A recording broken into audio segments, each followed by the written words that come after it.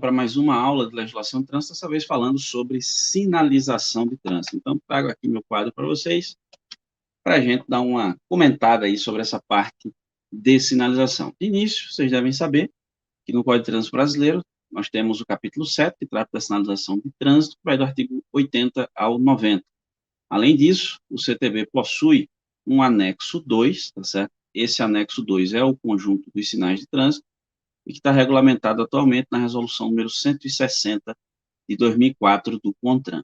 Além disso, existe o chamado Manual Brasileiro de Sinalização de Trânsito, que, até o momento em que estou gravando esse vídeo, ele possui 6 volumes, são algumas resoluções do CONTRAN, resolução 180, 236, 243, 483, 486 e também a resolução 690. Todos essas aqui integram o chamado Manual Brasileiro de Sinalização de Trânsito. De modo mais específico aqui, caso essas referências aí, caso você queira conhecer um pouco mais, vamos lá para a parte mais tranquila, mais comum aqui, a exemplo do artigo 87, 87 é nosso. Olha, os sinais de trânsito classificam-se em verticais, horizontais, positivos de sinalização auxiliar, luminosos, sonoros e gestos, tanto do agente quanto do condutor. Vamos dar uma conferida aí. Sinais verticais, né, como as placas de regulamentação, tá certo?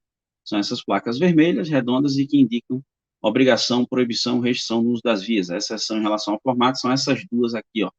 A placa R1 e R2, parada obrigatória e a preferência, que tem esse formato diferenciado. Também podem vir com informações complementares, como vocês observam aqui embaixo, ó.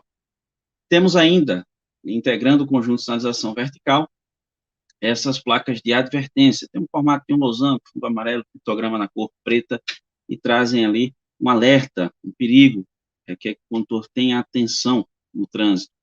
Temos ainda a placa de identificação de rodovias, ó, exemplo de rodovia internacional, rodovia federal, rodovia estadual, enfim. Temos as placas de atrativo turístico, né, com esse fundo marrom, um quadrado branco e o pictograma aqui na cor preta. Temos ainda as placas de serviços auxiliares. Temos também as placas indicativas de sentido, que é essa primeira aqui à sua esquerda, e as placas indicativas de distância, que é essa à sua direita. Temos também as placas educativas, que transmitem uma mensagem educativa qualquer, importante aí para a gente ficar antenado enquanto está conduzindo o veículo. E temos as linhas de divisão de fluxo, né? Esse exemplo aí, ó, quando aparece na cor amarela, indica que a via ela é de sentido duplo, ou seja, aqui eu tenho veículos na mesma pista em sentidos opostos. Quando essa sinalização aparece na faixa contínua, nesses exemplos aqui que vocês estão vendo, ó, então não se pode ultrapassar, ok?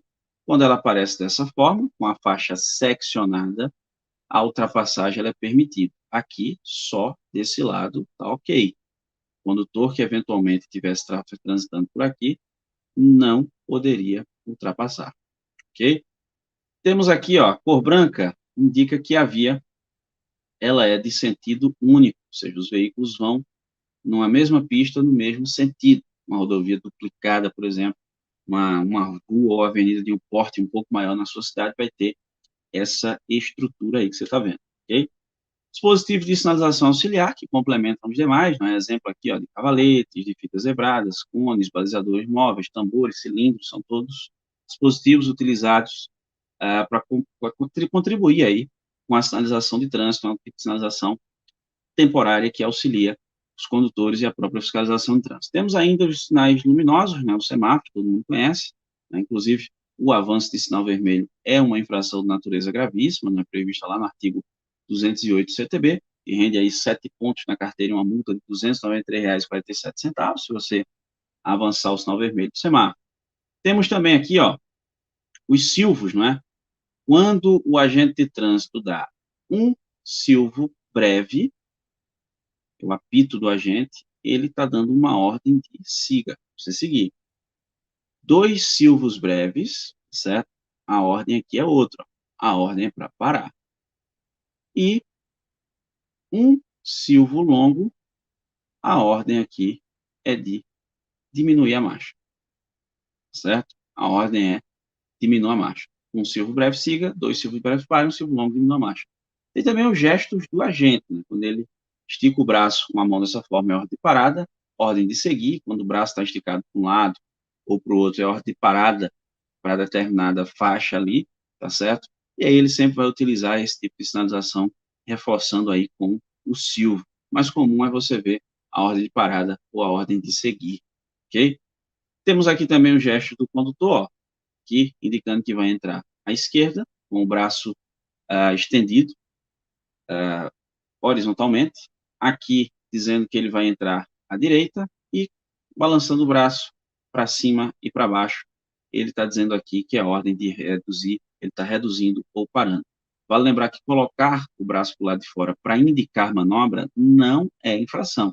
Seria, por exemplo, uma infração de natureza média se você colocar o braço para fora para cumprimentar uma pessoa.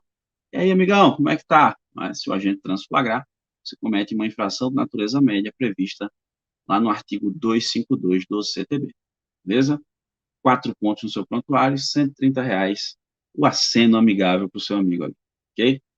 Temos aqui ainda a chamada ordem de prevalência da sinalização, isso consta no artigo 89 do CTB, que diz para a gente o seguinte, ó, quando os sinais de trânsito entrarem em conflitos, existe uma ordem de prevalência, certo? Em primeiro lugar, vão sempre prevalecer aqui, ó, as ordens do agente. Se o semáforo está vermelho, o agente de trânsito tem a ordem de seguir, claro, ele vai estar controlando o trânsito, ele não vai fazer isso aleatoriamente, tem que ter um motivo que justifique esse tipo de sinalização, a ordem do agente, ela prevalece. Em segundo lugar, vão prevalecer aqui, ó, as indicações do semáforo. Imagina lá que você está num trecho de via qualquer, está lá o semáforo, ó, sinal vermelho em foco, está dando ordem para você parar. Só que você está com o seu veículo aqui, e no passeio aqui do lado, tem uma placa dizendo assim, ó, proibido parar e estacionar. E agora, quem é que prevalece? O semáforo, certo? A placa é uma sinalização que não se sobrepõe ao semáforo. E no terceiro lugar, nós temos aqui os demais sinais, ó, como por exemplo, uma placa, proibindo você de seguir em frente, entrar à direita, esquerda, fazer um retorno, porque elas prevalecem em relação às demais normas de circulação que estão previstas ali no capítulo 3 do Código de Trânsito Brasileiro, beleza? Na sequência aqui ainda, ó, a gente fala do artigo 90, esse artigo 90 ele costuma ser utilizado pelos condutores quando ocorre infração de trânsito relacionada à sinalização para que o condutor possa fazer sua defesa. Ó. Ele diz o seguinte, não serão aplicadas as sanções aqui, ó, é sinônimo de punição, previstas no Código por inobservância da sinalização quando ela for insuficiente ou incorreta. Se tem uma falha na sinalização, você foi autuado por isso, essa autuação ela não deve ocorrer, porque não pode ser aplicada punição nessas circunstâncias. Esse artigo 90 é uma boa referência aí para quem vai fazer defesa, quem quer questionar autuações nesse sentido, e é importante que você exerça o seu direito enquanto cidadão, não ser punido injustamente. O parágrafo 1º traz para a gente a informação de que o órgão de trânsito é quem é responsável pela implantação da sinalização, respondendo inclusive pela sua falta de suficiência ou incorreta colocação, e ó, perceba que cabe ao CONTRAN editar normas complementares em relação à interpretação, colocação e uso da sinalização. Com isso, finalizo com vocês nossa aula sobre sinalização de trânsito. Até a próxima.